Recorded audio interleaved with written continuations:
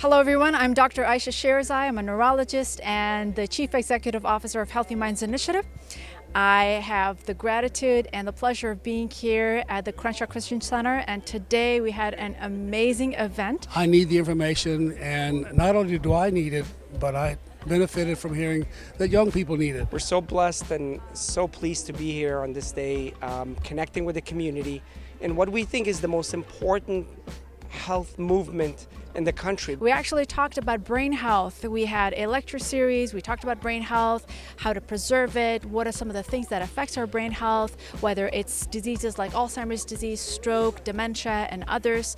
What do we need to do on a daily basis to take care of this magnificent organ? Because at the end of the day, we are our brain. The way we feel things, the way we interact with people, the way we experience life, it all comes from this magnificent organ. And healthcare is important.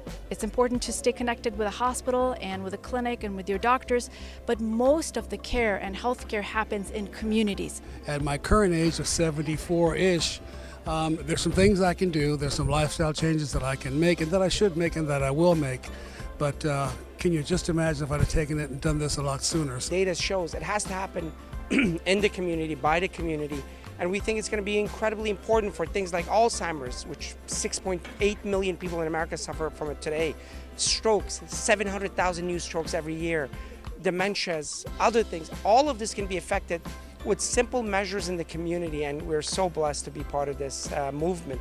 We really think it's the most important healthcare movement in the country. It happens here, it happens in our homes, it happens in the conversations that we have and the decisions that we make. So we were privileged to have an opportunity to talk about these important things today.